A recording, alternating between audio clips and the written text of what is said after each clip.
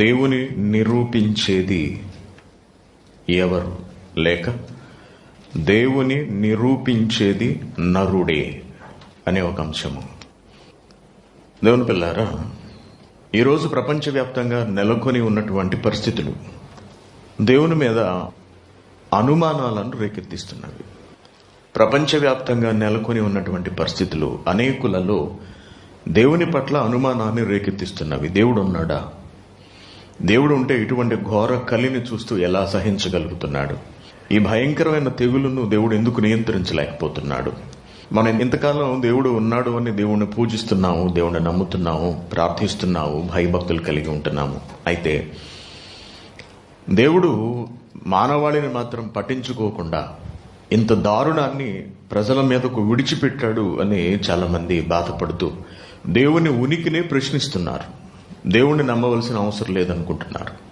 ఇకపోతే ఎప్పటి నుండో దేవుడు లేడు అని మాట్లాడుతున్నటువంటి నాస్తికులకు, హేతువాదులకు ఈ కరోనా అనే సందర్భము ఒక అంది వచ్చిన అవకాశం అయింది. దేవుడు లేడు అని చెప్పడానికి ఇవి సాధారణంగా ఈ భూమి మీద ఉన్నటువంటి జీవులలోంచి పుట్టుకొచ్చే తెగుళ్లే తప్పించి, వైరస్లు, క్రిములే తప్పించి దీన్ని దేవుడు పంపించడం వంటిది ఏదీ లేదంటూ కొంతమంది మాట్లాడుతున్నారు. మరి దేవుడు లేడు అనే ఒక జనాంగం కూడా ఈ ప్రపంచంలో ఇప్పటికే విస్తరించి ఉన్నది. వారి భావజాలాన్ని వాళ్ళు సమాజంలోనికి చొప్పించి అనేకులను ఒప్పించగలుగుతున్నారు. మనిషి తనకు కష్టం కలిగినప్పుడు చాలా త్వరగా దేవుడి నుండి మళ్ళీపోతాడు. కష్టం వచ్చినప్పుడు ఎంత త్వరగా దేవుడి వైపు చూస్తాడో, ఆ కష్టం తీరకపోతే అంతే త్వరగా దేవుని నుండి మళ్ళీపోతాడు. మళ్ళీపోతున్నారు ఈ రోజున. దేవుడు ఏం కాపాడాడు, దేవుడు మమ్మల్ని ఏం పట్టించుకున్నాడు, దేవుడు ఎక్కడ ఆదరించాడు అనే ఒక వ్యతిరేకతా భావము, ఒక నిర్లిప్తత మానవాళిలో చోటు చేసుకుంటున్నది. మరి ఇటువంటి పరిస్థితుల్లో దేవుడు ఉన్నాడా లేడా అని మనం ఎలా నిరూపించగలం? అసలు ఎలా నిరూపించగలం? నేటి పరిస్థితుల్లోనే కాదు, ఎప్పటి నుండో దేవుడు లేడు అనే భావన కొంతమంది ప్రజలలో ఉన్నది. ఇప్పటిది కాదు, వేల సంవత్సరాల క్రితం నుండే దేవుడు లేడు అనే ఆలోచనలో చాలా మంది బ్రతుకుతున్నారు. దానిని అనేకులకు పరిచయం చేస్తూ వారిని కూడా దేవుడు లేడు అనే ఆలోచనలోనికి తీసుకువెళ్ళిపోతున్నారు. దీనిని దేవుడు కూడా తన గ్రంథంలో ప్రస్తావించాడు, భక్తుల ద్వారా మాట్లాడించాడు. కీర్తన గ్రంథము 14వ అధ్యాయము 1వ వచనాన్ని మనం చూసినప్పుడు, దేవుడు లేడని బుద్ధిహీనులు తమ హృదయాలలో అనుకుంటారు, దానినే పైకి మాట్లాడతారు. హృదయం నిండిన దానిని బట్టి నోరు మాట్లాడును అని మనం నేర్చుకున్నాం. దేవుడు లేడు అని బుద్ధిహీనులు తమ హృదయాలలో అనుకుంటూ ఉంటారు. వాళ్ళు చెడిపోయిన వాళ్ళు అసహ్య కార్యములు చేస్తూ ఉంటారు. దేవుడు లేడులే, దేవుడు ఉంటే మనం చేస్తున్నటువంటి దుర్మార్గాలను అన్నిటినీ పట్టించుకుంటాడు కదా, దేవుడు ఉంటే ఈపటికే పట్టించుకుని మనలను దండించును కదా అని అనుకుని మనం ఏం చేసుకెళ్ళినా పర్లేదు, దేవుడు పెద్దగా పట్టించుకోడులే, దేవుడు అసలు ఉంటే కదా పట్టించుకోవడానికి అనే ఆలోచనతో ఇష్టానుసారంగా మాట్లాడుతూ, ప్రవర్తిస్తూ అసహ్యంగా వ్యవహరిస్తున్నారట. మరి దేవుడు లేడా? నిజంగా ఉన్నాడు అని ఎలా నిరూపించాలి? ఎన్నో విధములైనటువంటి పాఠాలను మనం దీనికి అనుబంధంగా చూసాం. ఎన్నో సంగతులు దేవుడు ఉన్నాడు అని చెప్పడానికి ఉపయోగపడే ఎన్నో విలువైన సంగతులను మనం ఇప్పటికే ధ్యానించాం. ఇప్పుడు మరొక అంశాన్ని, అంటే ఈ విధంగా కూడా దేవుడు ఉన్నాడని నిరూపించవచ్చు అని తెలియజేసే ఒక అంశాన్ని మనం ఈరోజు నేర్చుకోబోతున్నాం. దేవుని పిల్లారా, నిజంగా దేవుడు లేడా? అంటే కనిపించనంత మాత్రము చేత ఇహ దేవుడు లేనట్టేనా? దేవుడు తాను ఉన్నాను అని నిరూపించడానికి ఎటువంటి కార్యక్రమములను జరిగించడం లేదా? ఆలోచించండి. దేవుడు తానున్నానని నిరూపించడానికి ఏ కార్యక్రమమును జరిగించట్లేదా? ఆయన రుజువులు ఏమీ కనబరచటం లేదా? ప్రపంచ మానవాళికి సాక్ష్యాన్ని ఇవ్వటం లేదా తానున్నాను అని? అసలు ఈ ప్రపంచమే దేవుడు అనే భావనకు లేదా దేవుడు అనే ఒక శక్తిని నిరూపించడానికి ఒక ఆధారం కాదా? ఆలోచించండి. ఈ ప్రపంచమే, ఇప్పుడే ఫ్యాన్ వేశారు. ఫ్యాన్ ఎందుకు వేశారు? గాలి కొరకు ఫ్యాన్ వేశారు. Very good. గాలి కనపడట్లేదే, గాలి కనిపిస్తున్నదా? లేదు. కానీ గాలి ఉన్నది అని తెలియజేయడానికి నిదర్శనంగా మనకేం కనపడుతుంది? ఫ్యాన్ ఉంది. ఫ్యాన్ తిరగడం వల్ల గాలి నా వరకు వస్తుంది, నాకు ఉక్కబోయకుండా చల్లగా ఉన్నది. గాలి తాను ఉన్నాను అని కనబడకపోయినా తన ఉనికిని మాత్రం తెలియజేస్తున్నది. దానికి సంబంధించిన వస్తువు ఒకటి ఉన్నది. ఎయిర్ కండిషనింగ్స్ ఉన్నాయి మన హాల్లో, 6 ఏసీలు ఉన్నాయి. ఈ 6 ఏసీలు తిరుగుతున్నాయి. ఎప్పుడు చూడండి ఆ ఏసీ అలాగే ఉంటుంది. ఆ మధ్యలో చూడండి పైకి కిందకి తిరుగుతుంది. ఎప్పుడు చూసినా అలాగే తిరుగుతుంది తప్పించి అందులోంచి ఏమైనా వస్తుందేమో చూడండి, ఏమీ రాదు. కానీ రావట్లేదా? వస్తుంది. ఏమొస్తుంది? గాలి వస్తుంది, చల్లటి గాలి వస్తుంది. కానీ అది వస్తున్నట్టుగా కనబడటం లేదు.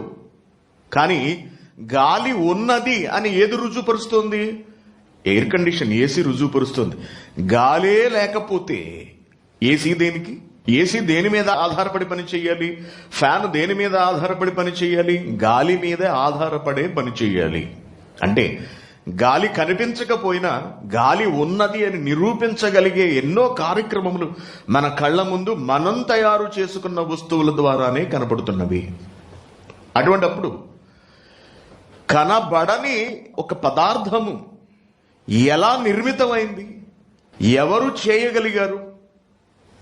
కనబడని పదార్థమును వాయు పదార్థము అంటారు. గాలిని వాయు పదార్థము. ఈ పదార్థమునకు రూపకల్పన ఎలా జరిగింది? కొంత ఎత్తుకు వెళ్ళేటప్పటికి ఇక గాలి ఉండదండి. నిర్ణీత ఎత్తుకు వెళ్ళేటప్పటికి ఒక 30 కిలోమీటర్లు, లేకపోతే 40 కిలోమీటర్లు, 50, 60, 70, 80 అలా పైకి వెళ్లే కొలది ఇక గాలి ఉండదు. మరి కొంతవరకు ఉన్నటువంటి గాలి పైన ఎందుకు లేదు? కొంతవరకు ఉన్నటువంటి గాలి, విమానం కొంత ఎత్తుకే వెళుతుంది మనకు తెలుసు, అంతకు మించి పైకి వెళ్ళదు. ర్యాకెట్ వెళ్ళినంతటి పైకి విమానం వెళ్ళదు. వెళితే కనుక అక్కడి నుంచి కుప్పకూలిపోతుంది. కారణం ఏమిటి? విమానం ముందుకు వెళ్ళడానికి అవసరమైనది గాలి. విమానానికి అటు ఇటు రెక్కలకు క్రింద ఉన్నటువంటి ప్రొపెల్లర్స్ తిరుగుతుంటే గాలిని బలంగా వెనక్కు నెడుతూ ఉంటాయి, విమానం ముందుకు దూసుకువెళ్తూ ఉంటుంది. కాబట్టి విమానం నడవాలి అంటే ప్రొపెల్లర్స్ తిరగడం అవసరం. గాలి ఉంటేనే అవి తిరుగుతాయి, గాలిని వెనక్కు నెడతాయి. ఇప్పుడు రాకెట్కి ప్రొపెల్లర్స్ ఉండవు చూడండి మీరు. రాకెట్కు 2 వైపులా ఇంజిన్స్ ఉంటాయి. దానిలోంచి భయంకరమైనటువంటి మంటలు వస్తూ ఉంటాయి. తీవ్రమైన ఒత్తిడితో కిందకి మంటలు రావటం వల్ల వస్తువు పైకి నెట్టబడుతుంది. గాలితో సంబంధం ఉండదు ఇక. అందుకే భూ వాతావరణాన్ని దాటి కొన్ని 100 కిలోమీటర్ల పైకి వెళ్ళిపోతుంది రాకెట్. కొన్ని నిమిషాల్లో వెళ్ళిపోతుంది. చాలా వేగంగా వెళ్ళాలి, స్లోగా వెళితే కుదరదు. భూమి ఆకర్షణ శక్తిలోకి ఆకర్షించుకోబడుతుంది రాకెట్. కాబట్టి మిక్కిలి వేగంతో పైకి వెళ్ళిపోతుంది. గాలి లేని స్థితికి వెళ్ళిపోయిన తర్వాత, అనగా కక్షలోకి ప్రవేశించిన తర్వాత ఇహ మంటలు అవసరం ఉండవు, గాలి అవసరం ఉండదు. గాలి అవసరం ఉండదు. అక్కడ వీటి అవసరం లేకుండానే నెమ్మదిగా కొన్ని ప్రత్యేకమైనటువంటి పద్ధతుల ద్వారా, పరిస్థితుల ద్వారా ఆ స్పేస్ రాకెట్ను నెమ్మదిగా అంతరిక్ష ప్రయోగశాల దగ్గరకు తీసుకువెళ్తారు. అది అక్కడకు చేరటానికి, అనగా ఇంజిన్లు ఆఫ్ చేసిన తర్వాత కొన్ని గంటల సమయం పడుతుంది. ఒక్కొక్క సెంటీమీటర్ కదులుతూ, అంత నెమ్మదిగా కదులుతూ వెళుతుందంటే. అక్కడ గాలి లేకపోవడానికి, భూమి మీద గాలి ఉండడానికి ఎవరూ కారణం కాదా? ఏమండి, ఎవరూ కారణం కాదా? మీరు వచ్చేటప్పటికి కుర్చీలు వేసి ఉన్నాయి. కుర్చీలు ఒక క్రమ పద్ధతిలో ఉండడానికి ఎవరూ కారణం కాదా? కుర్చీలే వాటంతట అవి వచ్చేసాయా? కుర్చీలు చక్కగా పేర్చి ఉన్నాయి, అమర్చి పెట్టి ఉన్నది హాలు అనడానికి ఆ పని దేనిని సూచిస్తోందంటే, ఇంతకు ముందు ఇక్కడ మనుషులు వచ్చి పని చేసి వెళ్ళారు, అంతే కదండి. ప్రతి పని వెనుక ఒకరు ఉండడం మనకు తెలుసు. విమానం ఎగరాలి అంటే తప్పనిసరిగా దాన్ని నడిపేవాడు ఉండాలి, లేకపోతే అది వెళ్ళదు. మనుషులను తీసుకెళ్లే విమానాలు ప్రయాణించలేవు. అలాగే ఒక రైలు వెళ్ళాలి అంటే తప్పనిసరిగా దానిలో డ్రైవర్, దాన్ని నడిపేవాడు ఉండాలి. ఒక బస్సు వెళ్ళాలి అంటే దాన్ని నడిపేవాడు ఉండాలి. దేవుని పిల్లలారా, గాలి ఉన్నది అని మనం నమ్మితేనండి గాలి ఉన్నది అని నమ్మితే, కొంత ఎత్తులో గాలి లేదు అని కూడా మనకు తెలిస్తే, శాస్త్రీయంగా అది నిజమని మనం నమ్ముతుంటే, మనం చదువుకున్నటువంటి పుస్తకాల ద్వారా ఇక్కడ ఉండడానికి అక్కడ లేకపోవడానికి వెనుక కూడా ఎవరో ఉన్నారు అనే సంగతిని తప్పనిసరిగా అంగీకరించక తప్పదు. అంగీకరించాలి ఎవరైనా సరే. కాబట్టి ప్రకృతి ఇలా వైవిధ్యంగా ఉండటం వెనుక ఉన్నారు ఒక మహాశక్తి ఉంది. అందుకే ప్రకృతిని చూసి నేర్చుకోండి అంటున్నాడు. ప్రకృతిని చూసి ఆలోచించండి అంటున్నాడు దేవుడు. సృష్టికర్త, సమస్తమును సృజించిన వాడు ఏదో యథాలాపంగా అన్యమస్కంగా బ్రతికేయొద్దు అంటున్నాడు. ఏదో ఊరికే బ్రతికేయొద్దు, ఆలోచిస్తూ ఆలోచిస్తూ ఆలోచిస్తూ జీవించాలి, పరిశీలించాలి, పరిశోధించాలి అంటున్నాడు. అందుకే ప్రకృతిని చూసి నేర్చుకోమన్నాడు సృష్టికర్త.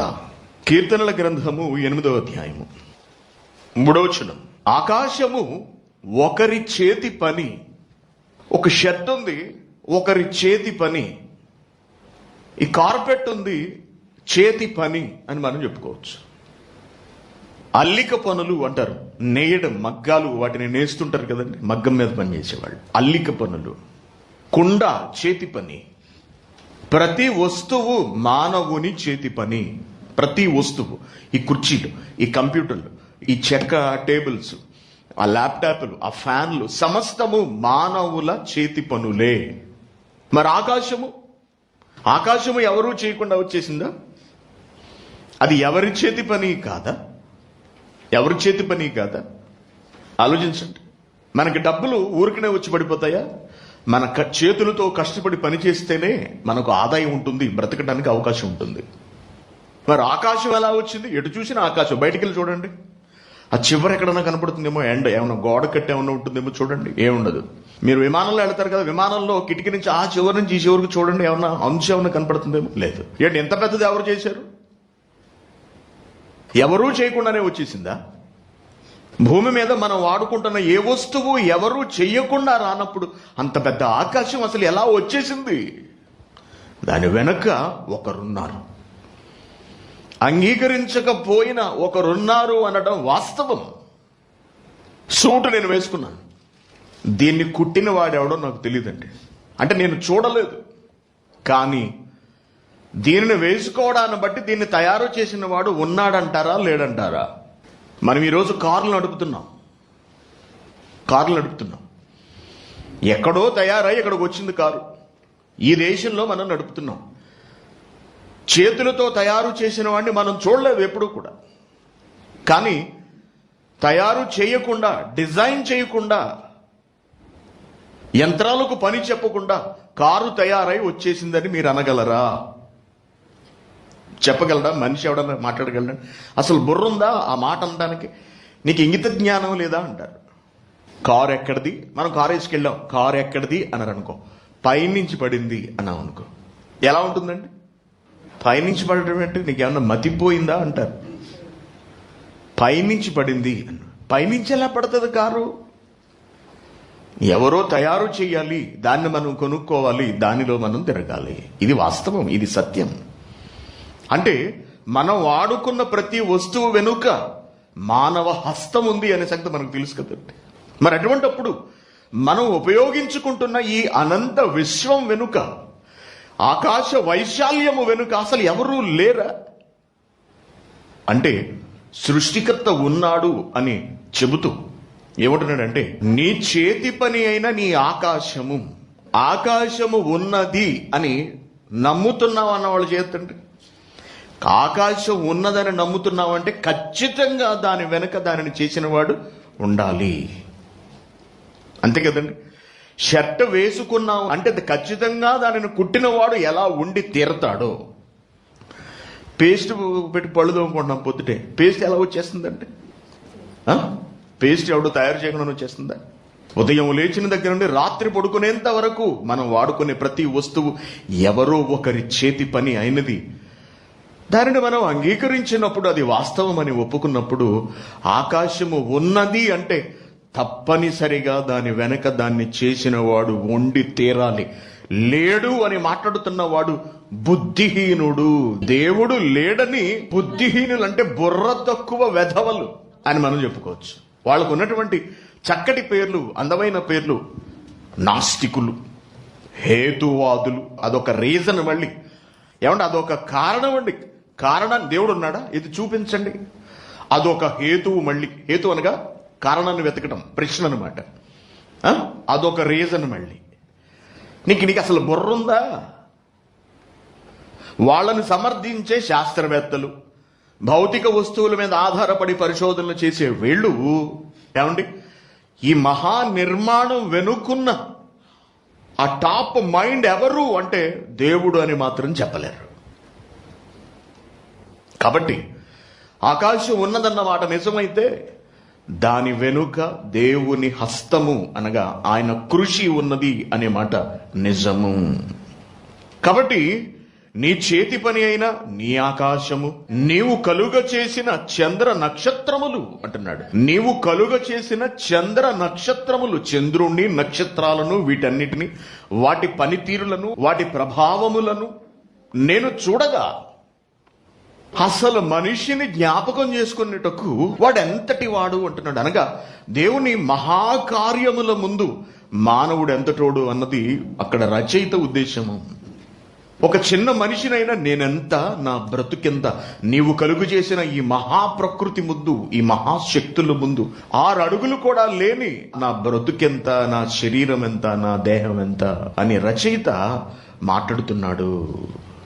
నీవు నరపుత్రుని దర్శించుటకు వాడు ఏ పాటి వాడు, అసలు బుర్ర తక్కువ వేధావా, అంతే కదండి. బుద్ధిహీనులు అన్నాడు. అందుకే యూజ్లెస్ ఫెలో. ఆలోచన లేదురా నీకు? ఇంత పెద్ద ఆకాశ వైశాల్యం వెనక ఎవరు లేరనుకుంటున్నావురా?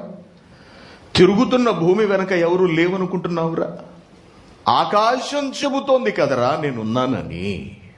ఆకాశము వివరిస్తోంది కదరా నా ఉనికిని అంటున్నాడు. ఆకాశము వివరించినట్టు నువ్వు చెప్పగలుగుతున్నావురా? అసలు దేవుడే లేడంటున్నావు. అసలు మనిషిని ఏం చేయాలండి దేవుడు? ఆలోచించండి.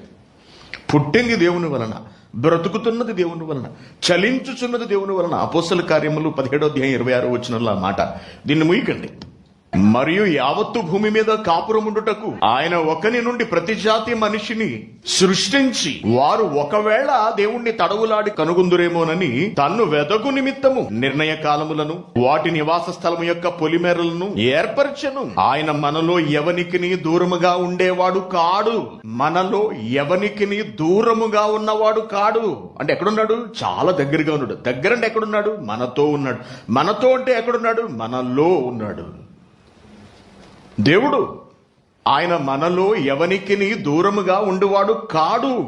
మనం ఆయన యందు బ్రతుకుతున్నాం, చలించుచున్నాం, ఉనికి కలిగి ఉన్నాము. కువైట్లో మనం బ్రతుకుతున్నాము అంటే మన వెనుక ఒక కంపెనీ ఉంది, లేక మన వెనుక ఒక స్పాన్సర్ ఉన్నాడు. కఫిల్ అంటారు అతన్ని. వాడు వీసా ఇస్తే, లేకపోతే ఆ వ్యవస్థ, ఆ కంపెనీ వీసా ఇస్తే మనం ఇక్కడికి వచ్చాం. లేదా నేను మామూలుగానే వచ్చేసానండి అన్నవాళ్ళు అన్నుడు చేయొద్దండి. ఇప్పుడు మనం ఇక్కడి నుంచి అక్కడికి వెళ్తే బస్సు ఎక్కుతాం కదండి. ఇండియాలో ఒక చోట నుంచి ఒక చోటుకి వెళ్తే బస్సు ఎక్కుతాం కదా. అలాగే ఇక్కడికి వచ్చేసానండి, పేపర్లు, డాక్యుమెంట్లు ఏం లేవే, వీసా ఏం లేదే అన్నవాళ్ళు అన్నుడు చేయొద్దండి. ఇక్కడ కుదరదు. అలాగా ఖచ్చితంగా మనం రావడం వెనుక ఒకరు ఉండాలి తప్పనిసరిగా. ఒక వ్యక్తి అన్నా కావచ్చు, ఒక వ్యవస్థ, ఒక కంపెనీ అన్నా కావచ్చు. వారి వలనే మనం బ్రతుకుతున్నాము, వారి వలనే మనం ఇక్కడున్నాము, మనం వెనుకున్న వారి వలన. అలాగే మనం ఆయన యందు బ్రతుకుచున్నాము. దేవుని యందు ఉన్నది మన బ్రతుకు. దేవుడు లేకపోతే బ్రతుకు లేదు. దేవుని యందు బ్రతుకుతూ, దేవుని యందు చెలిస్తూ, పక్షవాతం వచ్చేసింది అనుకోండి, చలనం లేదిక. కదులుతున్న మనం కాలు జారి కింద పడ్డాం, నడుము విరిగిపోయింది అనుకోండి, చలనం లేదిక. అయిపోయింది, అక్కడతో క్లోజ్ చాప్టర్. ఈరోజు మనం అన్ని అవయవాలతో సక్రమంగా ఉన్నాము, బ్రతికున్నాము, ఏదో పని చేసుకోగలుగుతున్నాము, పట్టెడు అన్నం తినగలుగుతున్నాము, 40 ఏళ్ల పాటు మనం బ్రతికున్నాము అంటే దేవుడు అనే వ్యక్తి, లేక దేవుడు అనే ఒక మహాశక్తి మన వెనుక లేదా? లేదని అనుకుంటామా? ఒక దేశానికి వెళ్ళాలి అంటేనే, ఒక దేశం నుండి మరొక దేశానికి వెళ్ళాలి అంటేనే దాని వెనక ఎంతో మంది ఉండాలి. మనకు తెలుసు. విమానం ఎక్కాము, కువైట్లో దిగాం. కానీ మనం విమానం ఎక్కి కువైట్లో దిగడం వెనుక చాలా మంది పనిచేశారు. ఇంటి దగ్గర బయలుదేరి ట్రైన్ పట్టుకుని హైదరాబాద్ చేరుకున్నాం. దాన్ని నడిపిన వాడు ఒకడున్నాడు, టికెట్ ఇచ్చినవాడు ఒకడున్నాడు, మన టికెట్ని చెక్ చేసిన టీటీఈ కూడా ఉన్నాడు. రైల్వే స్టేషన్లో దిగి ఎయిర్పోర్ట్కి వెళ్ళాం. మనం అక్కడికి వెళ్ళడం వెనుక మనల్ని తీసుకెళ్లిన క్యాబ్ డ్రైవర్ ఉన్నాడు. ఆ క్యాబ్ తయారు కావడానికి వెనక ఎంతో మంది పనిచేశారు. రైలును తయారు చేయడానికి కొన్ని వేల మంది పనిచేశారు. రాత్రి బయలుదేరిన ట్రైను రాత్రి అంతా ప్రయాణం చేసి గమ్యస్థానానికి చేరుకోవడానికి రాత్రి అంతా నిద్రపోకుండా ఎంతో మంది పనిచేశారు. ఎన్నో స్టేషన్లు దాటుకుని, ఎన్నో రైల్వే గేట్లను దాటుకుని ఆ ట్రైన్ వచ్చింది. ఎవరు లేరా? ఎయిర్పోర్ట్లకు ప్రవేశించిన దగ్గర నుండి విమానం ఎక్కేంత వరకు మన వెనుక ఎంతో మంది ఉంటున్నారు. విమానం ఎక్కిన తర్వాత ఎక్కి కూర్చుంటే వచ్చేలేదు, వాడు నడపాలి. దాన్ని లోపల ఇద్దరు ఉంటారు, ఇద్దరు నడుపుతూ వెళ్ళాలి. వాళ్ళిద్దరిని వదిలేస్తే వాళ్ళు ఇద్దరిని వెళ్ళిపోతారు. విమానం పైకి వెళ్ళిన తర్వాత అంత పైలట్ చేతిలో ఉంటుందని అనుకోకండి. పైలట్లు భూమి మీద ఉన్న వాళ్ళతో కనెక్ట్ అయి ఉంటారు ఫ్లైట్ నడుస్తున్నంతసేపు. తెలుసా మీకు? కిందతో సంబంధం తెగిపోయింది అంటే విమానం ఎక్కడో కూలిపోయిందని అర్థం. కాబట్టి మనం అక్కడ ఎక్కి ఇక్కడ దిగాము అంటే కొన్ని వందల మంది దాని వెనుక పనిచేశారు అని అర్థం. వాళ్ళు ఎవ్వరూ లేరు, నేను ఒక్కడనే వచ్చేసాను అనడం మూర్ఖత్వము, అజ్ఞానము. దేవుడు లేడు అనేవాళ్ళు ఇటువంటి వాళ్లే. అందుకే ఇక్కడికి వచ్చేప్పటికి ఏమంటున్నాడు? మనం ఆయన వలన బ్రతుకుతున్నావురా నాయన. ఏది నీ వలన నువ్వు బ్రతుకు సొంతంగా ఒకసారి చూద్దాం. నీ వలన నువ్వు పుట్టు ఒకసారి చూద్దాం. ఈ శరీరాన్ని వాడకుండా నువ్వేదన్నా ఉపయోగించి చూద్దాం. శరీరం నుంచి బయటకు వచ్చి ఈ శరీరాన్ని పక్కన పడేసి ఎవడన్నా ఏమన్నా చేయగలడా అంటే ఏమీ చేయలేడు. బ్రతుకు దేవుని వలన, చలనము దేవుని వలన, ఉనికి దేవుని వలన. ఉనికి అంటే ఏంటండి? ఉనికి కలిగి ఉన్నాము. ఈ రోజున మనం ఉన్నాం, మన వెనక ఒక అడ్రస్ ఉంది, దానినే ఉనికి అంటారు. మన స్థితిని తెలియపరిచేది మనకు చిరునామా అన్నమాట. మన చిరునామా ఉనికి అంటే. కువైట్లో మన చిరునామా ఎవరు? కంపెనీ. కువైట్లో చిరునామా ఎవరు? మన స్పాన్సర్, కఫిల్ అంటారు. భారతదేశంలో మన చిరునామా ఎవరు? మన కన్న తండ్రి. మన ఉనికి, మనం ఉన్నాము అని తెలియజేస్తున్న వాళ్ళు వీళ్ళందరూ కూడా. మనం ఈ రోజున ఈ భూమి మీద ఉనికి కలిగి ఒక భౌతిక ఆకారంతో బ్రతుకుతున్నాము అంటే దానికి కారణము సాక్షాత్తు దేవుడు అంటున్నాడు. దేవుడు దేవుడు దేవుడు. ఎంత బాగుందో చూడండి. ఇలా ప్రతి సెకను దేవుని మీద ఆధారపడి బ్రతుకుతున్న మనిషి ఆ దేవుడు లేడనటం అసలు పిచ్చోడే బెటరేమో. ఇంకా మెంటలా? వాడికి మెంటల్ ఎక్కింది కాబట్టి పాపం ఏం మాట్లాడలేకపోతున్నాడు. మెంటల్ పేషెంట్లు ఉంటారు, వాళ్ళకి తెలియదండి, వాళ్ళు పసి వాళ్ళతో సమానం. కానీ అన్నీ బాగుండి, వీడి మానసిక స్థితి బాగుండి, శారీరక స్థితి బాగుండి, దేవుని మీద ఆధారపడి బ్రతుకుతూ దేవుడు లేడంటాడు ఏమిటండి వీడు? ఒక చిన్న వస్తువు వెనకే ఎంతో మంది ఉన్నప్పుడు సాక్షాత్తు ఈ ప్రకృతి వెనుక, ఈ మానవ జీవితము వెనుక, మన బ్రతుకు వెనుక, మన నడవడిక వెనుక దేవుడు లేడని అనుకోవడం బుద్ధిహీనత్వము. దేవుని పిల్లలారా, దీనిని మనిషి గుర్తించలేకపోవచ్చు, మనిషి దీన్ని మాట్లాడలేకపోతున్నాడు. అదే దేవుని బాధ. మనం బిలాము సందర్భాన్ని చూసినప్పుడు గాడిద మాట్లాడిందంటే ఎంత సిగ్గు మీరు ఆలోచించండి. అంటే వీడికి దేవుడు చెబితే అర్థం కాలేదు, అందుకు సిగ్గు కలిగించేలా దేవుడు ఏం చేశాడు? గాడిదకు స్వరాన్ని ఇచ్చాడు. ఎందుకంటే నీతో దేవుడు అంతటి వాడు మాట్లాడడం అసలు చాలా సిగ్గుచేటు అనమాట. అది నచ్చలేదు దేవుడికి. నీకు గాడిద చేతే చెప్పించాలి, అప్పుడు నీకు సిగ్గు వస్తుంది అనుకున్నాడు. మనకన్నా చిన్నవాళ్ళు మనకు బుద్ధి చెప్పారు అనుకుంటే మనకి ఎలా ఉంటుందండి? సిగ్గుతో చచ్చిపోవండి. ఇదేంటన్నా ఇంత వయసు వచ్చింది, ఇదేం పని అన్నా, నువ్వు పెళ్ళిడికి వచ్చిన కూతురుందన్నా నీకు, లేకపోతే పెద్ద పెద్ద పిల్లలు ఉన్నారన్నా నీకు, నువ్వు ఇలా తాగి డ్రైనేజీలో పడిపోవటం ఎంతవరకు సమంజసం? పెళ్ళిడికి వచ్చిన కూతురుందమ్మా నీకు, నువ్వు ఇలా ప్రవర్తించడం ఎంతవరకు సమంజసం? ఇందాక గ్రూపులో ఒక మెసేజ్ పెట్టని చూసారండి, భార్య అనేక మందితో అక్రమ సంబంధం, అనేక మందితో దాన్ని భరించలేక పిల్ల ఎంత చక్కగా ఉంది చూసారని, బంగారు బొమ్మలా ఉంది. దానిని చంపి ఉరివేసి వాడు కూడా ఉరేసుకున్నాడు. ఎంత బాధాకరమైనటువంటి పరిస్థితి. మనకన్నా కింద వాళ్ళు మనకు బుద్ధి చెబితే సిగ్గు అనిపిస్తుంది. సిగ్గు రావాలి నీకు అని గాడిద చేత మాట్లాడించాడు. గాడిద బైబిల్ పెట్టుకుని వాక్యం చెబుతుంది అనుకోండి, దేవుడున్నాడు రా నేనే సాక్ష్యం అని గాడిద అన్నదనుకోండి, తల ఎక్కడ పెట్టుకోవాలి ఇంక మనం? ఎందుకు? గాడిదే చెబుతుంది, గాడిద నమ్ముతున్నది.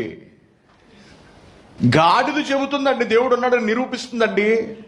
నాకు చూసావా నోరు వాయలేదు, నాకు చూసావా 4 కాళ్ళు తిన్నగా నిలబడ్డాకలేదు, నీ బ్రతుకు చూసావా ఎంత వైభవోపేతమో, ఎక్కడి నుంచి వచ్చింది నీకు ఈ బ్రతుకు?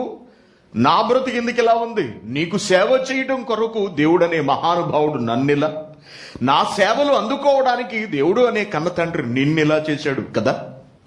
నీకు సేవ చేయడం నాకు సంతోషం, అది నాకు ఆనందం, కారణం అది నా బాధ్యత. నీకు సేవ చేయడానికి నన్ను నియమించిన, నన్ను ఇలా తయారు చేసిన దేవుణ్ణి నువ్వు గుర్తించి ఘనపరచటం, మహిమపరచటం అది నీ బాధ్యత అన్నదనుకోండి గాడిద. చచ్చిపోవాలి కదండి, ఇక మనం ఉరేసుకోవాలంతే. ఇక 19వ అధ్యాయము కీర్తన గ్రంథం 1వ వచనం, ఆకాశములు అనగా ప్రకృతి దేవుని మహిమను వివరించుచున్నవి. మరి మనం దేవుణ్ణి తెలుసుకుంటే కదా దేవుని మహిమను మనం వివరించగలం, మరొకరికి చెప్పగలం. అసలు మనం అర్థం చేసుకుంటే కదా ముందు. ఆకాశములు దేవుని మహిమను ఎప్పుడన్నా చూశారండి? ఎప్పుడన్నా విన్నారా? దేవుని మహిమను ఆకాశాలు వివరించడం ఎప్పుడైనా ఎవరైనా విన్నారా? వినలేదు. మనం ఎందుకు వినలేదు? అసలు వినడానికి మనం ప్రయత్నించలేదు. ఎప్పుడు ప్రయత్నిస్తే అదేం చెబుతుందో, ఏమి నేర్పిస్తుందో మనకు అర్థమవుతుంది. ఆకాశములు దేవుని మహిమను వివరించుచున్నవి, అంతరిక్షము, ఇంకా డీప్ కు వెళ్ళాడు. అంతరిక్షము ఆయన చేతి పని. అంటే అంతరిక్షము వెనుక దేవుని చేతి పని ఉన్నది. మళ్ళీ చెప్తున్నాను, మన షర్ట్ వెనుక ఒకరి చేతి పని ఉన్నది. మన కారు వెనుక ఎంతో మంది చేతి పని ఉన్నది. ఒక వస్త్రము రావటం వెనుక కుట్టినవాడు ఒకడైతే దాన్ని నేసినవాడు, అది కర్మాగారంలో కావచ్చు, లేకపోతే ఇంట్లో మగ్గం మీద కావచ్చు, ఎక్కడైతే ఒక వస్త్రం తయారైందంటే అది బల్క్ లో అయితే అనేకులు పని చేస్తారు, తక్కువ క్వాంటిటీలో అయితే 1-2 పని చేయొచ్చు. మొత్తానికి ఒక వస్త్రము వచ్చిన దాని వెనుక చేతి పనులున్న వెనుక ఎవరో ఉన్నారు. అంతరిక్షము వెనుక దేవుని చేతి పని ఉన్నది. పగటికి పగలు చెప్పేస్తోంది దేవుడి గురించి, రాత్రికి రాత్రి జ్ఞానం నేర్పించేస్తోంది దేవుడి గురించి. ఎవరికి ఇదంతా ఎవరికి చెబుతున్నాయి? ఎవరికి చెప్పిస్తున్నాడు దేవుడు వీటన్నిటినీ కూడా? సాక్షాత్తు మనిషికి. ఎందుకంటే మనిషికి నోరు రావట్లేదు, దేవుని అర్థం చేసుకోలేకపోతున్నాడు కాబట్టి దేవుని మహిమను వివరించలేకపోతున్నాడు. అసలు దేవుడు ఉనికినే లేదంటున్నాడు, దేవుడు లేడంటున్నాడు. దేవుని నిరూపించలేకపోతున్నాడు మనిషి. తన కష్టంతో దేవుడి నుండి తొలగిపోతున్నాడు, తనకు వచ్చిన బాధ వల్ల దేవుడిని విస్మరించేస్తున్నాడు. కరోనా వచ్చినప్పటికి దేవుడు లేడంటున్నాడు. ఎంత దారుణం, ఎంత బాధాకరం. అందుకు దేవుడు ఏం చేశాడంటే, మరి మీకు సిగ్గుందా? అసలు మీకు సిగ్గు, శరం, చీము, నిత్రు, మానం, అభిమానం ఇవన్నీ అంటుంటారు చూసారండి. అలా వరుసగా లిస్ట్ అంతా చదివి మీకు సిగ్గు, శరం ఉందరా, చీము, నిత్రు అసలు ఉందా? మీకు ఉప్పు కారం తిన్న బాడీ అని అసలు మీరులో పౌరుషం లేదురా, చెయ్యి అని ఆకాశములు చూడండి రా. ఒకసారి గాడిదకు నోరిచ్చాడు చూసాడా, అలాగే ఆకాశములకు కూడా ఆయన స్వరాన్ని ఇచ్చాడు, శబ్దాన్ని ఇచ్చాడు. అంతరిక్షము ఆయన చేతి పనిని ప్రచురపరుచుచున్నది. పగటికి పగలే బోధ చేసేస్తుంది, రాత్రికి రాత్రే జ్ఞానమును తెలుపుచున్నది. వాటికి భాష లేదు, భాష లేనివి వివరిస్తున్నవి. భాష కలిగిన మనిషి దేవునిని వివరించలేడు, దేవుడున్నాడని నిరూపించలేడు, దేవుణ్ణి నమ్మలేకపోతున్నాడు. ఎంత సిగ్గు, ఎంత బాధ ఉంటుందండి. దేవుడికి నిజంగా కన్నవాడికి అండి, కన్న బిడ్డలే తనలను గుర్తించలేకపోతుంటే ఎంత బాధ ఉంటుంది. ఇక్కడికి వచ్చేంత కష్టపడి పనిచేసి బిడ్డలకు డబ్బు పంపుతున్నాం కదండి. ఎరా నీకోసం ఎంత కష్టపడుతున్నాను రా ఇక్కడ. పడ్డావులే గాడిదగుడ్డు కష్టం, ఎవడ కోసం పడవు నువ్వు అన్నాడు అనుకోండి, అది ఓ కష్టమేనా? అలాంటప్పుడు మమ్మల్ని ఎందుకు కన్నావు నువ్వు? నువ్వే కాదు అందరూ కష్టపడుతున్నారు ఇక్కడ. అలా మాట్లాడుతూ ఉంటారు. ఇంకెలా మాట్లాడతారు? నువ్వు అక్కడికి వెళ్ళి నువ్వు ఒక్కదానే ఉద్ధరించేస్తున్నావు అనుకుంటున్నావా మమ్మల్ని అందరినీ? ఇక్కడ ఎలా మాట్లాడతామండి మనం? అదేంటి అలా అన్యాయంగా మాట్లాడతారంటారు? నా కష్టాన్ని మీరు గుర్తించరు ఏమిట్రా? మీ కొరకు నా జీవితాన్ని ఎంత త్యాగం చేశాను రా, ఎందుకురా ఇలా మాట్లాడుతున్నారు మీరు అనగానే ఊరుగమ్మా అని ఆవిడ ఈ సొల్లు అంత వినే ఓపిక మాకు లేదు ఇప్పుడు. సినిమా డైలాగులు పట్టుకో అంటారు, ఎంత ఒకటే మాట. సినిమా డైలాగులు చెప్పుకో, వాటికి భాష లేదు, మాటలు లేవు, మాట్లాడలేవు. వాటి స్వరము మనకు వినిపించదు, ఏనాడు కూడా వినిపించదు. కానీ వాటి కొలనూలు భూమి అందంతటా వ్యాపించి ఉన్నది. అది చేస్తున్న పనంతా భూమితో అనుసంధానమై భూమి సక్రమంగా పనిచేయడానికి ఆకాశము యావత్తు, అంతరిక్షము, ప్రపంచం అంతా కూడా కొలనూలు భూమి అందంతటా విస్తరించి ఉన్నవి. లోక దిగంతముల వరకు వాటి ప్రకటన ఏమని ప్రకటన? దేవుడున్నాడని ప్రకటన. ఒక ఆకాశము దేవుణ్ణి నిరూపించి చూపిస్తుంది, ఒక అంతరిక్షము దేవుణ్ణి నిరూపించి చూపిస్తుంది, సూర్య చంద్ర నక్షత్రములు దేవుణ్ణి నిరూపించి చూపిస్తున్నాయి. ఒక మనిషి మాత్రం దేవుణ్ణి నమ్మడు, నిరూపించడు. బాధాకరం, బహుసిగ్గుకరము అంటున్నాడు. అందుకే ప్రకృతిని చూసి మీరు నేర్చుకోండి, ప్రకృతిని చూసి నన్ను తెలుసుకోండి అంటున్నాడు. రోమిలికి రాసిన పత్రిక చూద్దామా? 1వ అధ్యాయం 19 వచనం. నేను చెప్పాను కదా, మనం చూసిన పాఠమైంది చాలాసార్లు. అదే సిలబస్ లో ఒక పాఠ్యాంశంగా వచ్చింది. ఎందుకనగా దేవుని గూర్చి తెలియ శక్యమైనదేదో, దేవుని జ్ఞానాంశములను తెలుసుకోవలసినదేదో, దేవుని గూర్చి తెలియ శక్యమైనదేదో అది వారి మధ్య అనగా మన మధ్యనే విషదమై వివరింపబడి ఉన్నది. ఎలా వివరించబడి ఉంది? దేవుని గురించి తెలుసుకోవడానికి అవసరమైన ప్రతి సమాచారము ప్రకృతిలోనే ఉన్నది అని చెబుతున్నాడు. అందుకే ఆకాశమును చూడు, నీకు మ్యాటర్ అర్థమైపోతుంది, దేవుడున్నాడో లేదో తెలిసిపోతుంది. సూర్యచంద్ర నక్షత్రములను చూడు, ఒక గాలిని నువ్వు పరిశీలించు, ఒక నీటిని పరిశీలించు, నేనంటే ఏమిటో నీకు అర్థమైపోతుంది, నా శక్తి ఏమిటో నీకు అర్థమైపోతుంది, నా చేతి పని అంటే ఏమిటో, దాని వెనుకున్నటువంటి ఆలోచన ఏమిటో, ఇదంతా ఎవరి కొరకున్నవో, నువ్వు ఎవరిని ఘనపరచాలో, నువ్వు ఎవరి పట్ల కృతజ్ఞత కలిగి ఉండాలో నీకు అర్థమైపోతుంది అంటున్నాడు. దేవుని గురించి తెలియశక్యమైనదేదో అది వారి మధ్య విషదమై ఉన్నది, వివరింపబడి ఉన్నది. ఎక్కడి నుంచి వస్తుంది ఈ వివరణ? దేవుడే అది వారికి విషదపరిచెను. ఆయన అదృశ్య లక్షణములు, దేవుని కనబడని లక్షణములు. కనబడకపోతే లేడనుకోవడమేనా? ఇక కనబడకపోతే లేదు అని అనుకోవడమేనా? గాలి కనపడదు లేదనేసుకుంటున్నావా మనం? ఏమండి, మన ఒంట్లో ఉన్న మన శరీరాన్ని నడిపిస్తున్న ఆత్మ కనపడదు లేదని మనం అనుకోగలమా? ప్రకృతిలో కనబడని పదార్థం అంతా కూడా కనబడటం లేదని, లేదు అని మనం భావించగలమా? సముద్రంలోకి దిగి చూస్తేనండి కొన్ని లక్షల జాతుల జీవరాశులు మనకు కనిపిస్తాయి. ఎప్పుడు మనం చూడలేదు.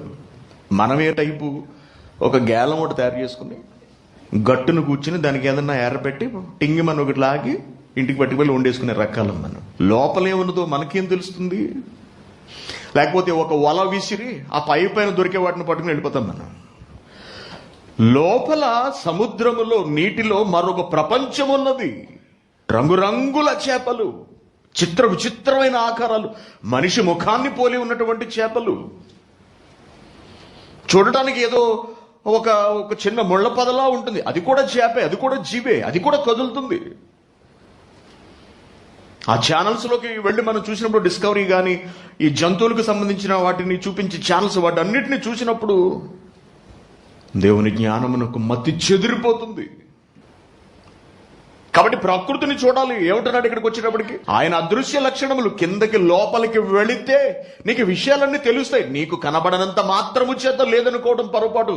కనబడని లోపలి ప్రపంచం ఉన్నది, నీకు వెళితే అర్థమవుతుంది. అదృశ్యమైనంత మాత్రము చేత నువ్వు లేదనుకుని పొరపాటు పడకూడదు అంటున్నాడు. అందుకే ఆయన అదృశ్య లక్షణములు అనగా ఆయన నిత్య శక్తియు దేవత్వమును జగదుత్పత్తి మొదలుకొని సృష్టింపబడిన వస్తువులను ఆలోచించడం వలన తెటపడుచున్నది అంటున్నాడు. జగదుత్పత్తి మొదలుకొని సృష్టింపబడిన వస్తువులు ఆలోచించాలి. ఆలోచించు. నీకు బుర్ర లేదురా? నీకు వివేకము లేదా? నువ్వు వివేక శూన్యమైన మృగమువా? కాదే, మానవుడివి సాక్షాత్తు. అక్కడ ఏమన్నాడు? 8వ అధ్యాయంలో ఏమంటున్నాడండి? నీ చేతి పని అయిన ఆకాశమును, నీవు కలుగ చేసిన చంద్ర నక్షత్రములను నేను చూడగా వాటన్నిటినీ ఆలోచిస్తే, నీవు మనుషుని జ్ఞాపకము చేసుకొనుటకు అసలు నేను ఎంతటి వాడిని? నీవు నరపుత్రుని దర్శించుటకు అసలు వాడు ఎంతటోడు? మనిషిని జ్ఞాపకం చేసుకోవడానికి, నువ్వు మనుషుల దగ్గరకు రావడానికి. అసలు మనిషి ఎంతటి వాడు, నేనెంతటి వాడిని మహాప్రభు అంటున్నాడు దావీదు. దేవుని కంటే వాణిని కొంచెము తక్కువ వాణిగా చేసావు. దేవుని తర్వాత స్థానంలో ఉన్న, దేవుని నుండి 3వ స్థానంలో ఉన్నవాడే మనిషి అండి. దేవుని నుండి 3వ స్థానంలో ఉన్నవాడు మనిషి. భూమి మీద ఉన్న మనిషి గురించి మాట్లాడుతున్నాను నేను. దేవుని కంటే వారిని కొంచెము తక్కువ వానిగా చేసి ఉన్నావు. మహిమా ప్రభావములతో నీవు వానికి కిరీటము ధరింప చేసి ఉన్నావు. నీ చేతి పనులన్నిటి మీద మనిషికి అధికారం ఇస్తే ఆ మనిషి ఈ రోజున అధికారాన్ని ఉపయోగించుకుని బ్రతుకుతూ అధికారం ఇచ్చిన వాడిని లేడంటున్నాడు. హెబ్రీయులకు రాసిన పత్రిక 2వ అధ్యాయంలో మనిషి ఏ స్థానంలో ఉన్నాడో చెప్తున్నాడు చూడండి. హెబ్రీయులకు రాసిన పత్రిక 2వ అధ్యాయము 5వ వచనం. నీవు మనుష్యుని జ్ఞాపకము చేసుకున్నటకు అసలు వాడు ఎంతటోడు, నీవు నరపుత్రుని దర్శించుటకు వాడే పాటివాడు, నీవు దేవదూతల కంటే వానిని కొంచెము తక్కువ అంతే.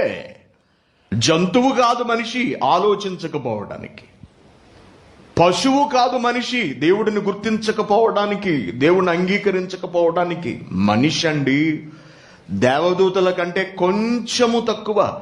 దేవుని కన్నా దేవదూతలు తక్కువ, దేవదూతల కన్నా భూమి మీద బ్రతుకుతున్న మనిషి కొంచెం తక్కువాడంతే. కొంచెం 3వ స్థానం. అది ఆత్మగా మారిపోతే ఒక్కసారిగా దేవదూతలను తీసి పక్కన పెడతాడు, సాక్షాత్తు దేవుని కుమారుడైపోతాడంతే ఒకేసారి. అంత గొప్ప స్థితిలో ఉన్నావే. నీకు వివేకం లేదా, నీకు బుర్ర పని చేయట్లేదా, నీకు ఆలోచన లేదా అంటున్నాడు దేవుడు. వీటన్నిటినీ మనం ఆలోచిస్తున్నప్పుడు చాలా చాలా చాలా ఆనందంగా, చాలా ఆశ్చర్యంగా ఉంటుందండి. యోబు గ్రంథం 12వ అధ్యాయం 7వ వచనం చూడండి. చాలా జాగ్రత్తగా ఈ వచనాన్ని గమనించండి. అయినను మృగాలను విచారించరాదురా, మృగములను విచారించరాదురా. ఒకసారి నీకు దేవుడు అంటే ఏమిటి అర్థం కావట్లేదు, దేవుడు ఉన్నాడో లేడని తెలుసుకోలేకపోతున్నావు. మృగములను విచారించరాదు. మృగం అంటే, మృగాలు అంటే ఏమిటండి? సింహాలు, పులులు, ఎలుగుబంట్లు, వన్యప్రాణులు అన్నమాట. అనగా ఎదుటి జీవిని చంపుకుని తిని తమ ఆకలిని తీర్చుకొనగలిగే భయంకరమైన క్రూర మృగాలు. అయినను మృగములను విచారించు, అవే నీకు బోధిస్తాయి. ఆకాశ పక్షులను చూడరాదు ఒకసారి, అవే నీకు తెలియజేస్తాయి. భూమిని గూర్చి ధ్యానించిన ఎడల అది నీకు బోధించును. సముద్రములోని చేపలు కూడా నీకు దానిని వివరించును. వీటన్నిటిని యోచించుకొనిన ఎడల యెహోవా హస్తము, చూశారండి వెనక చేతి పని లేదా?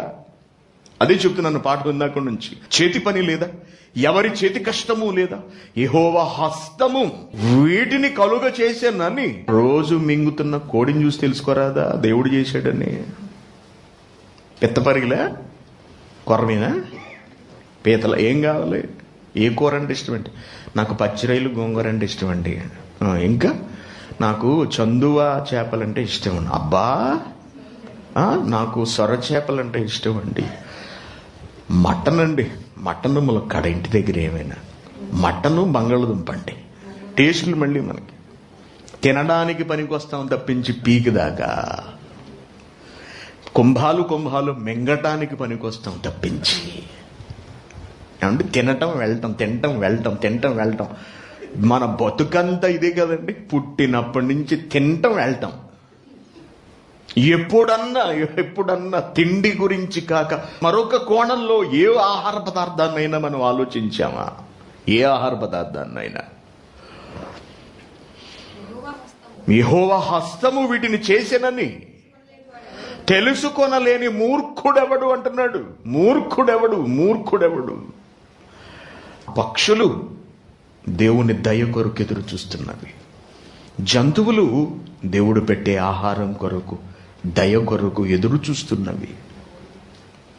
దేవుడున్నవని అవి నమ్ముతూ, ప్రేమిస్తూ, దేవుడిచ్చిన ఆజ్ఞ ప్రకారం లోబడుతూ, మానవులకు లోబడుతూ, ఎక్కడో దేవుడు వాటికి నియమించిన చోటులో ఎడారులలో, లేకపోతే అరణ్యాలలో, అడవులలో బ్రతుకుతూ, తమను పెంచి పోషించి పాలించే వాళ్ళు ఎవరూ లేకపోయినా తాము ఒంటరిలో అని ఏనాడు భావించక దేవుని దయ కొరకు అవి ప్రేమతో ఎదురు చూస్తున్నవి. మనది సంఘ జీవనం, సాటి మనిషితో సహజీవనం. ఇంతటి మహాభాగ్యాన్ని దేవుడు మానవులకిచ్చాడు. వేటిని పట్టించుకోక మనిషి ఇష్టానుసారంగా జీవిస్తూ దేవుడు ఎక్కడున్నాడని అడుగుతున్నాడంటే ఇంక అసలు దేవుడు చాచి కొట్టేద్దండి. అందుకే దేవుడు ఏం చేశాడంటే లాగొక్కటి ఇచ్చాడు. దాని పేరేం పేరు తెలుసా? కరోనా. దాని పేరే కరోనా. ఇప్పుడు కనపడుతున్నాడా దేవుడు? ఇప్పుడు కనపడుతున్నాడండి దేవుడు. బాగా కరెక్టేనండి, నిజమే. దేవుడికి కోపం వచ్చింది. నా బ్రతుకు బాగాలేదనే దేవుడికి కోపం వచ్చింది. ఇప్పుడు మనం కళ్ళు కొంచెం నెమ్మదిగా, అంటే గతంలో పైనుండే కనపడే కాదు, నెమ్మదిగా దిగుతున్నాయి కిందకి.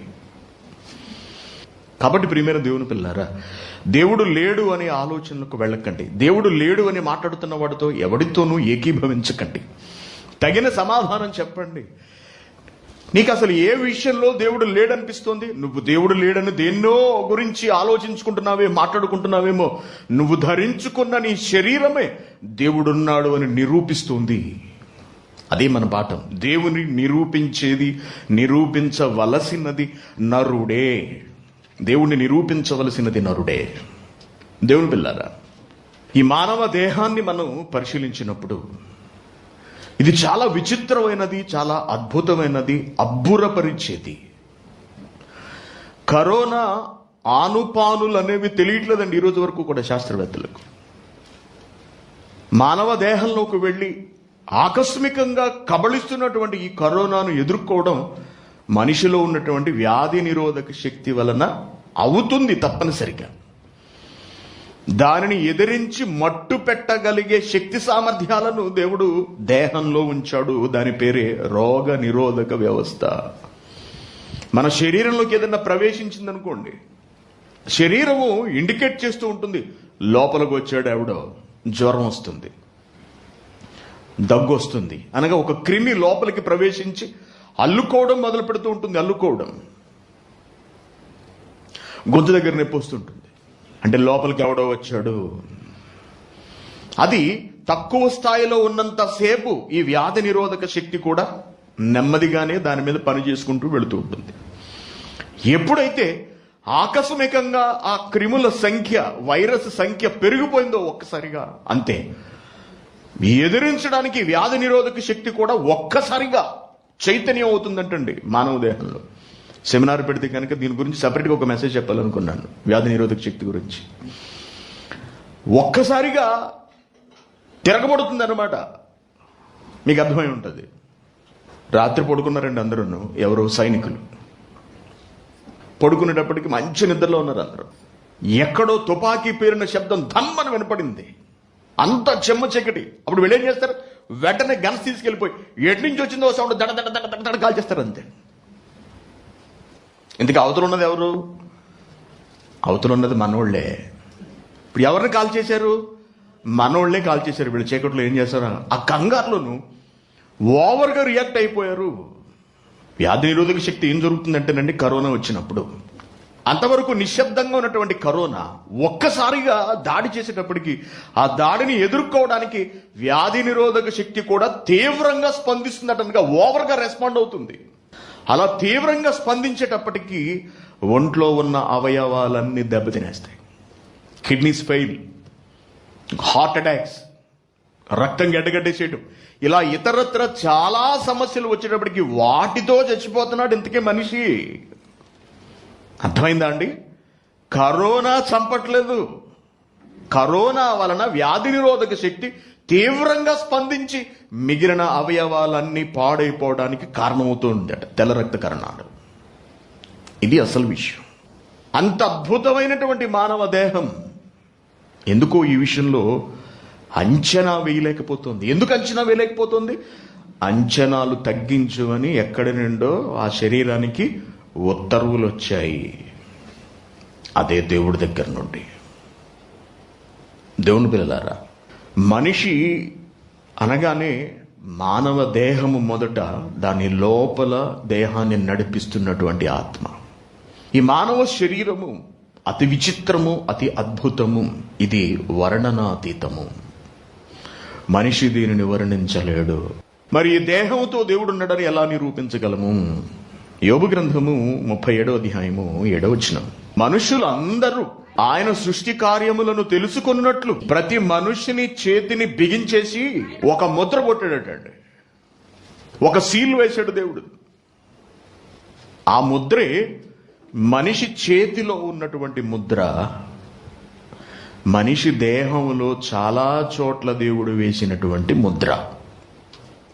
మన చేతిలో ఉన్నటువంటి ఈ ముద్రలు వేలి ముద్రలు సృష్టికర్త ఉన్నాడు అని నిరూపిస్తున్నవి. దేవుడు ఉన్నాడు అని నిరూపిస్తుంది. ఎలా నిరూపిస్తుందండి? వేలిముద్రలు చూసుకున్నారు ఎప్పుడైనా? మనం చూసుకోమండి, మనకంత పట్టదు. గోల్డ్ బాగున్నాయా లేదా, దీనికి ఏ గోల్డ్ రంగు వేయాలి ఏమండి? బాగా డబ్బున్న వాళ్ళు, కువైట్ వాళ్ళు అయితే సెలూన్లకు వెళ్ళి గోల్డ్ అప్పచెప్తే వీళ్ళు పడుకుంటారు. వాళ్ళు శుభ్రం చేసిన తర్వాత వీళ్ళని లేపుతారు. బాబు లేగమ్మ నీ గోల్డ్ నువ్వు తీసుకో, దరిద్రం కూడా వెళ్ళు అని శుభ్రంగా చూసుకుని డబ్బులు ఇచ్చేసి వెళ్ళిపోతారు వాళ్ళు. మనం ఇలా చూస్తాం, ఇటు తిప్పి చూడం. ఇప్పుడు ఈ వేళ్ల మీద ఈ చేతిలో ముద్రలున్నవి.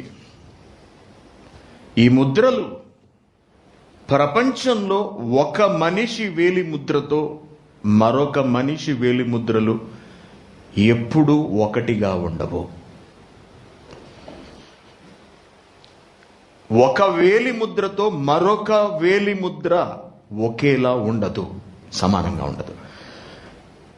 దీని ముద్ర వేరుగా ఉంటే ఈ వేలి ముద్ర వేరుగా ఉంటుంది, ఈ వేలి ముద్ర వేరుగా ఉంటుంది, చూపుడు వేలి ముద్ర వేరుగా ఉంటుంది, బొటని వేలు ముద్ర వేరుగా ఉంటుంది. ప్రపంచంలో ఎన్ని కోట్ల మంది మనుషులు ఉంటే అన్ని కోట్ల మంది వేలి ముద్రలు వేరు వేరుగా ఉంటాయి. అది నేను అందరి చెయ్యి ఒకేలా ఉందిగా. చేతులు చూసుకోండి, సరిగ్గా 3 1 2 3 కణుపులు కదండి అంటారు. 3 కణుపులు ఉన్నాయి ఇక్కడ అందరికీ. చేతిలో మడతలు పడే చోట అందరికీ కూడా గీతలు ఉన్నవి. అందరికీ ఒకేలా ఉన్నాయి. అందరి చేతి మీద వేలు ముద్రలు ఉన్నాయి, అందరి వేళ్లకు ముద్రలు ఉన్నాయి. కానీ నటండి, దేవుని సృష్టి ప్రతి వ్యక్తి విషయంలోనూ ఎంత భిన్నంగా ఉన్నది. మనిషికి వ్యత్యాసాన్ని దేవుడు కనబరుస్తున్నాడు. అంటే అసలు ఆయన సృష్టి వెనుక ఉన్నటువంటి ఆలోచన ప్రతి మనిషి గ్రహించాలి అనే ఉద్దేశంతో దేవుడు ఏం చేశాడట, ప్రతి మనిషి ముద్రను వేరు వేరు వేరు వేరు వేరు వేరు వేరుగా చేసుకుంటూ వెళ్ళాడు. ఇలా చూడండి, ఇవన్నీ వేలి ముద్రలు. మీరు ఒక వేలి ముద్రను మరొక వేలి ముద్రను పక్క పక్కన పెట్టి చూడండి. మీ కడుపును పుట్టిన పిల్లలైనా సరే, మిమ్మల్ని కన్న తల్లిదండ్రులైనా సరే, ఎవరి వేలి ముద్రనైనా సరే మీరు గమనించండి. మీ బిడ్డ వేలి ముద్ర మీ గర్భం నుంచి పుట్టినంత మాత్రం చేత ఒకే విధంగా ఉండదు. ఎంత విడ్డూరం చూడండి, ఎంత వింత చూడండి అసలు. అందుకే వేలి ముద్ర వేస్తారు. వేలి ముద్ర మరొకటి వేసేయచ్చు కదా. ఇప్పుడు ఆఫీసుల్లో నుండి అటెండెన్స్ తీసుకోవడానికి ఏం చేస్తారంటే, ఇదివరకు సంతకాలు పెట్టి కార్డు సంతకం పెట్టి అందులో వేసేవారు. ఇప్పుడు వారం రోజులకు ఒకేసారి సంతకం పెట్టేసాడు అనుకోండి, ఇంకేంటి, అంతే కదా. తర్వాత కాలంలో ఏం చేశారు, పంచ్ చేయటం మొదలు పెట్టారు. ఒక పంచ్ మెషిన్ ఉండేది. అతడు వెళ్ళిన వెంటనే తన కార్డు తీసుకుని అందులో పంచ్ అలా పెట్టాలి. ఆ రోజు ఆ సమయానికి వాడు హాజరైనట్లు లెక్క, దాని మీద డేట్ టైం అన్ని పెడతాయి. ఇప్పుడు వీడు వేరే వాడు చెతికిచ్చేసి, నువ్వు త్వరగా వెళతావు కదా, నా పంచ్ కొట్టేసి అంటే అయిపోయినట్టు, వాడు వచ్చేసినట్టే. ఏం చేయాలో అర్థం కాక మనిషి ఆలోచించి ఏం చేశాడంటే ఫింగర్ ప్రింట్ని పెట్టడం మొదలు పెట్టాడు. ఫింగర్ ప్రింట్, వేలి ముద్ర. ఒక్కొక్కరు వేలి ముద్రలు తీసుకుంటూ ఉంటారు. ఇప్పుడు ప్రతిరోజు వీడు వెళ్ళి సరిగ్గా వేలు అక్కడ పెట్టాలి. ఫింగర్లు వేసి పంపేశారంటుంటారు చూసారా మన వాళ్ళు. ఎక్కువ ఫింగర్లు వేసారంటే ఇంకైతే వెనక రావడం కష్టమే. ఫింగర్లు ఫింగర్ ప్రింట్స్ వేసి తీసేయచ్చు కదా, లేకపోతే మరొకరు దాని మీద వేసేయచ్చు కదా, కుదరదు అలాగా. ఒక్కసారి ఒక వేలి ముద్ర ఒకరిది పడింది అంటే ఎట్టి పరిస్థితుల్లోనూ మరొకరి దానితో అది మ్యాచ్ కాదు. ప్రతి మనిషికి వేలి ముద్రలు వేరు వేరుగా ఉంటాయి. ఉదాహరణకు సెల్ ఫోన్ మీ అందరికీ తెలుసు. గతంలో సెల్ ఫోను ఇలా క్లిక్ చేస్తే లాక్ అయిపోయేది, మళ్ళీ ఇలా నొక్కితే ఓపెన్ అయిపోయేది, అంతే కదండి. తర్వాత కాలంలో ఇప్పుడు ఏమొచ్చేసింది, ఫింగర్ ప్రింట్ పెట్టాడు దానికి. అంటే ఎవడో నీ ఫోన్ ఎట్టి పరిస్థితుల్లోనూ ఓపెన్ చెయ్యలేడు, నువ్వు తప్ప, ఈ ప్రపంచంలో నువ్వు తప్ప. అదేమిటి, నాకున్న ఫింగర్ ప్రింట్స్ మరొకరికి ఉండవా? ఎట్టి పరిస్థితుల్లోనూ ఉండవు. జేబులోంచి డబ్బులు తీసేసి మా ఆవిడ కూడా తెలీదా? ఎట్టి పరిస్థితుల్లోనూ తెలియదు. కలిసి కాపురం చేసే భార్యకు తెలియదా, భర్తకు తెలియదా? అసలు నీ కడుపును పుట్టిన పిల్లలకి నీకున్న ఫింగర్ ప్రింట్స్ ఉండవు. వాళ్ళు ఎట్టి పరిస్థితుల్లోనూ నీ ఫింగర్ ప్రింట్ మీద తమ ప్రింట్ వేసి ఓపెన్ చేయలేరు. మరి చూడటానికి ఏమీ తేడా కనపట్లేదు కదండి మనకు. అసలు మామూలుగానే ఉన్నాయి అందరి చేతులు ఒకే విధంగా ఉన్నాయి, అందరికీ ముద్రలు ఉన్నాయి. కానీ ఒకరి ముద్రతో మరొకరి ముద్ర సరిపోదు. చూడండి, 3 రకాలైనటువంటి ఫింగర్ ప్రింట్స్ మన వేళ్ల మీద ఉంటాయట. ఓకేనా అండి? ఒకటి లూప్స్, అనగా శంఖాకారం, శంఖం అంటారు చూసారండి, శంఖపు గుర్తుల్లో ఉండొచ్చు. రెండవది కర్వ్స్, అనగా వంకరలు తిరిగి ఉండటం, కర్వ్స్ అన్నాడు, అప్ అండ్ డౌన్ వేవ్స్ లా ఉండటం. మూడవది స్వైరల్స్ అంటున్నాడు, స్వైరల్స్ అనగా సుడిగుండాల వలె చుట్టలు చుట్టుకుని ఉండటం. ఇంచుమించు అందరిలోనూ ఇలాగే ఉంటాయి, కానీ ఒకరి వలె మరొకరివి మాత్రం ఉండవు. ఎంత విచిత్రం అండి అసలు ఇది. ఇలా దేవుడు ఏ పని చేసినా విచిత్రమే. ఏ పని చేసినా ఒక వేలు నుంచి మరొక వేలుకి ఎట్టి పరిస్థితుల్లోనూ పోలిక ఉండదు. అందుకే దీనిని తెలియపరచడానికి దేవుడు ఏం చేశాడట?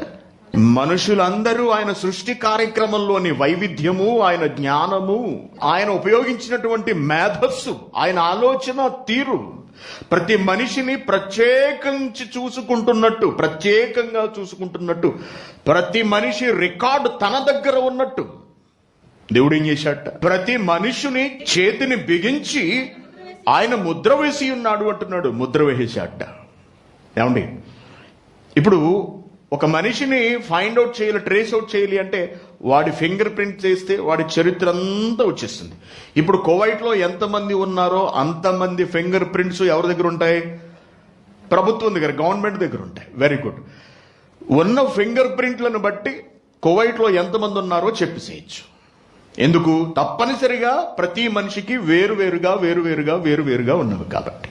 అలాగే ఈ ఫింగర్ ప్రింట్స్ అన్నీ కూడా ఎంతమంది ఉన్నారో లెక్క కట్టడం కొరకో మరి దేని కొరకో దేవుడు ప్రతి ఒక్కరికి వేరుగా పెట్టి ఆ డాక్యుమెంటేషన్ అంతా తన దగ్గర ఉంచుకున్నాడు అన్నమాట.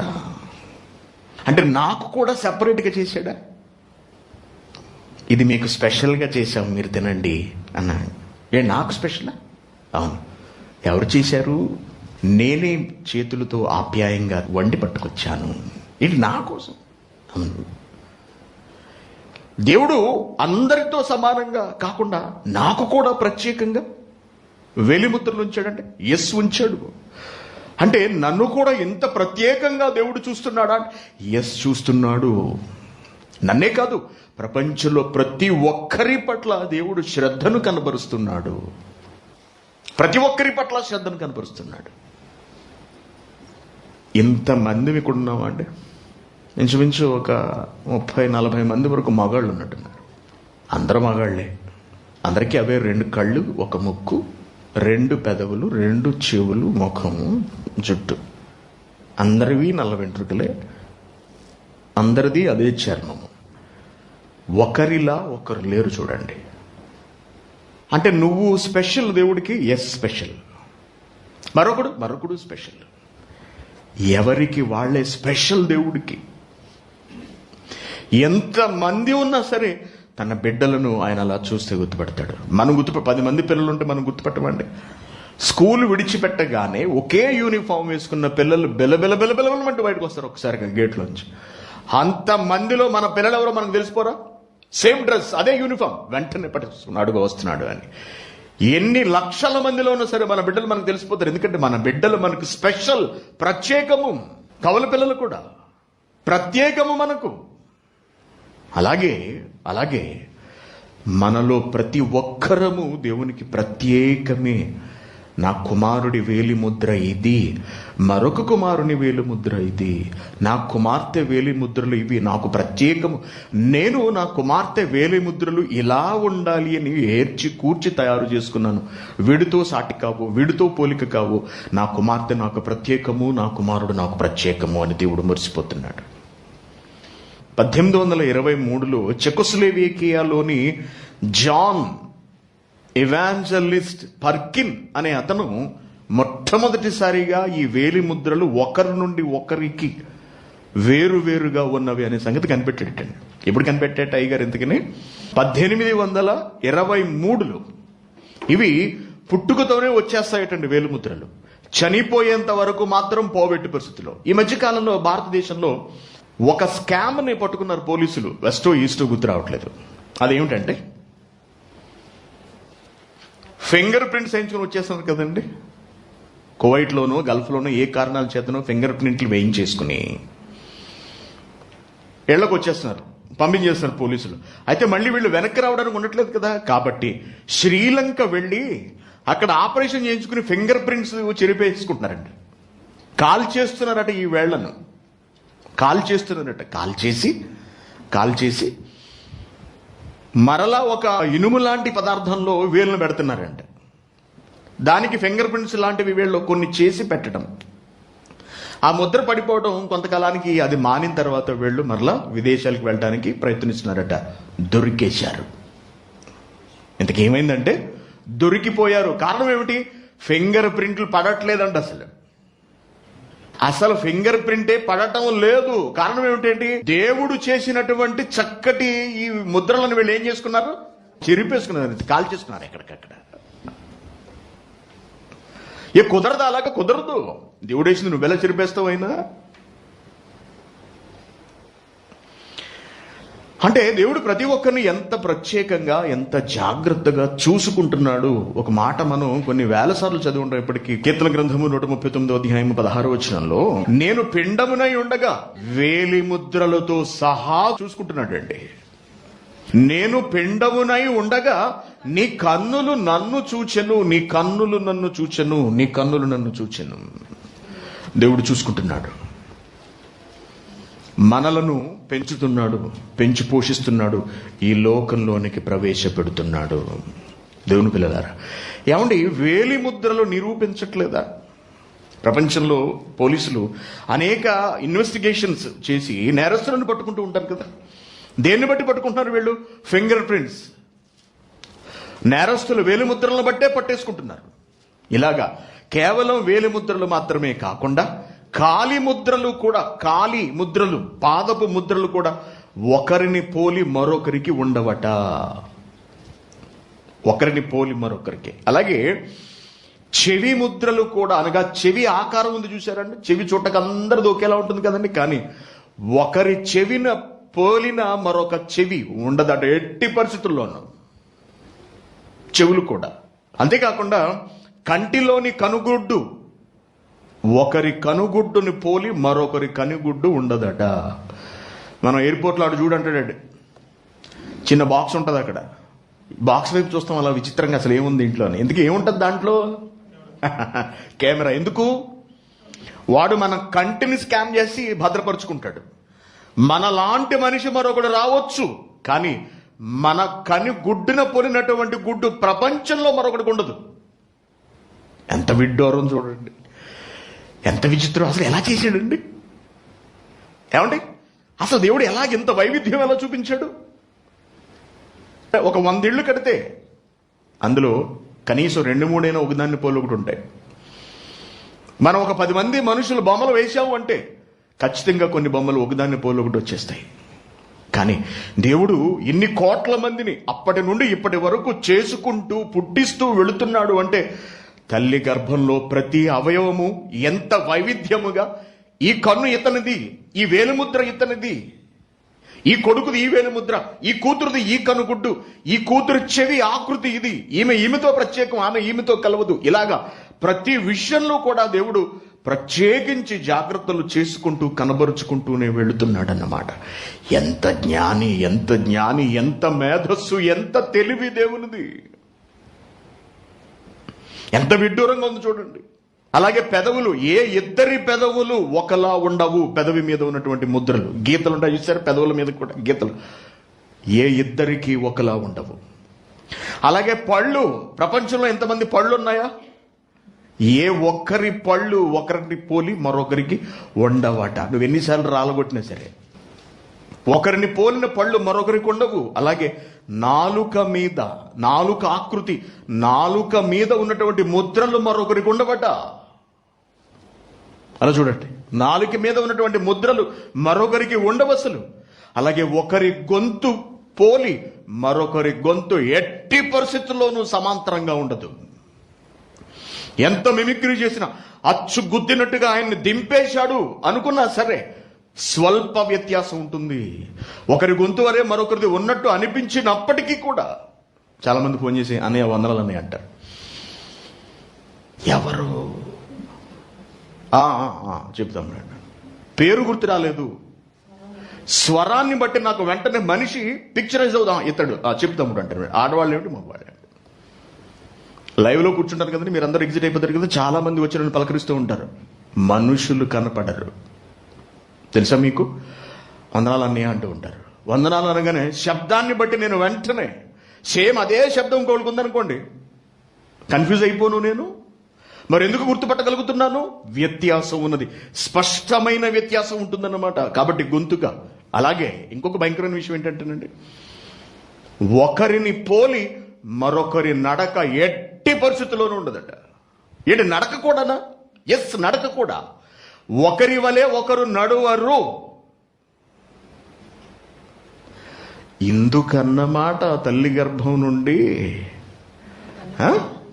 నేను పిండమునై ఉండగా నీ కన్నులు నన్ను చూచెను అని అంటున్నాడు. అంటే ఇదన్నమాట అసలు విషయం.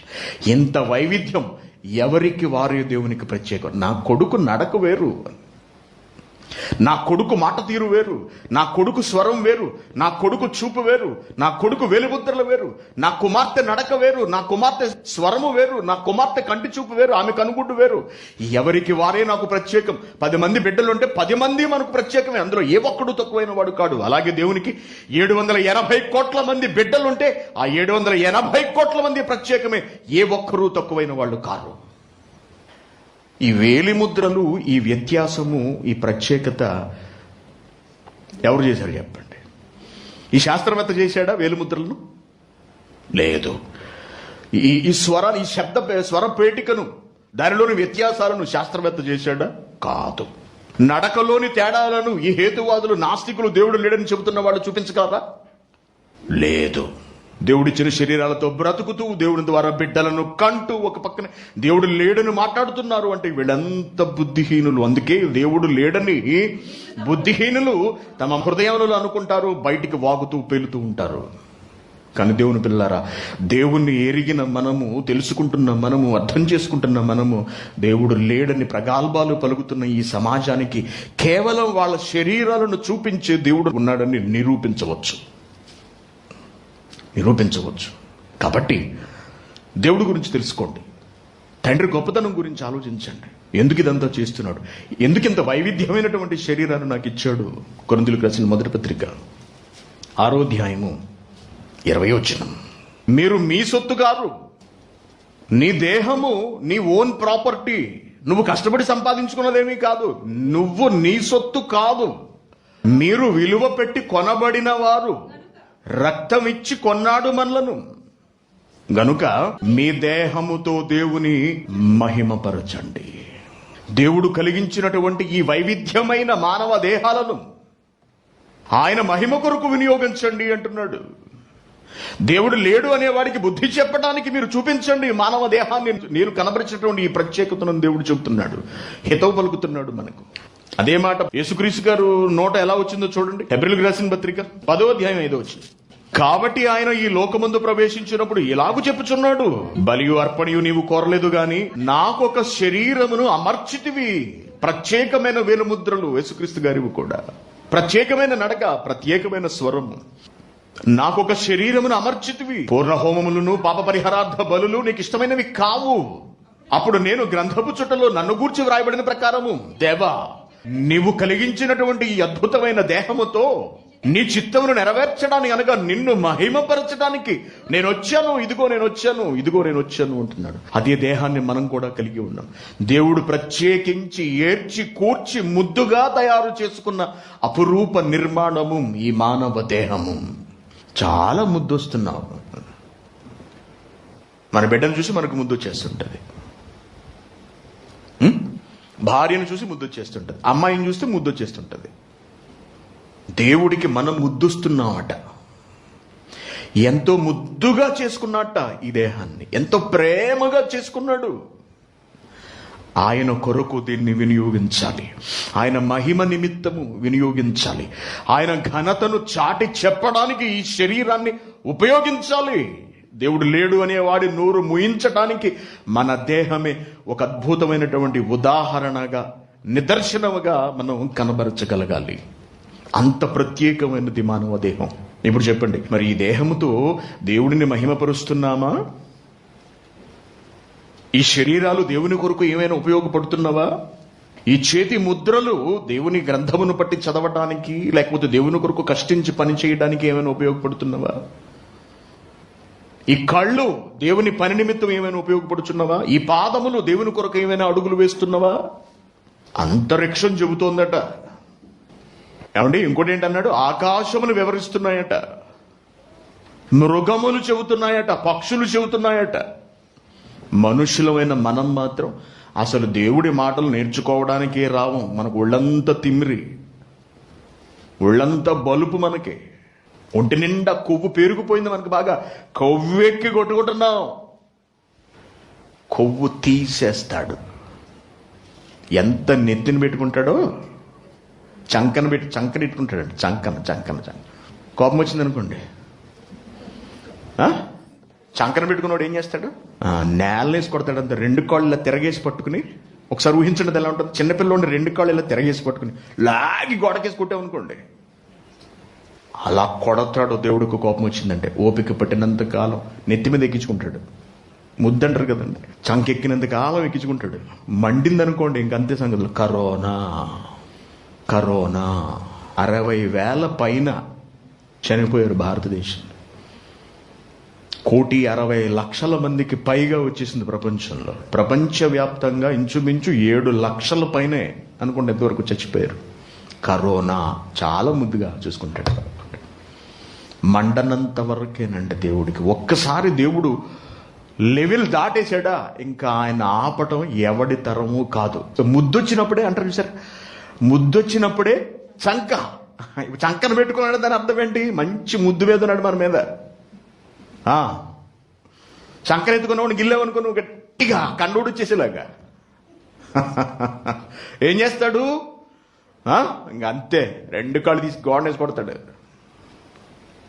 అందుకే ఈ దేహంతో మనం దేవుణ్ణి మహిమపరచాలి, ఘనపరచాలి, ఆయనకు పేరు ప్రఖ్యాతులు తీసుకురావాలి. ఈ దేహముతో దేవుని పని జరిగించగలగాలి. దేవుని కొరకు ఈ శరీరాన్ని కష్టపెట్టగలగాలి. దేవుని పనిలో శరీరాన్ని అలిసిపోచేయాలి. మన పని చేసి మనం అలసిపోయేలా ఏలాడిపోతాం సాయంత్రం అయ్యేప్పటికి. దేవుని పనిలో ఎప్పుడైనా అలసట వచ్చిందా? ఎప్పుడైనా కష్టం అనిపించిందా? ఎప్పుడైనా చెమట పట్టిందా దేవుని పనులు? ఇప్పుడు ఏసీలు లేవనుకోండి, ఇక్కడ ఒక్కడు ఉండడు. అలా కాదు, ఫ్యాన్లు పెడతాం, కూర్చుని వినండి వాక్యం, ఏదో రకంగా కరగడే. బాబాబీ లేదండి, మేము కూర్చోలేమండి, మాకు బాగా చల్లగా చిల్డ్ ఉండాలి, మాకు తెలిసి ఉండాలి అంటారు. దేవుని కొరకు దేవుని పనిలో శ్రమ పడాలి. దాచుకోకూడదు, ఒంటిని దేవుని పనుల నిమిత్తం దాచుకోకూడదు. దేవుని పని కొరకు ఉపయోగించాలి ఈ దేహాన్ని. అందుకే దీన్ని తయారు చేశాడు ప్రత్యేకంగా. కాబట్టి దేవుని పిల్లరా, దేవుడు లేడని ఎవడన్నా వాగుతుంటే నిరూపించడానికి ఉపయోగపడేది మన మానవ దేహమే, దేవుడు తయారు చేసిన దేహమే. కాబట్టి దేవుని నిరూపించేది ఎవరు? నరుడే. ఇది పాఠం.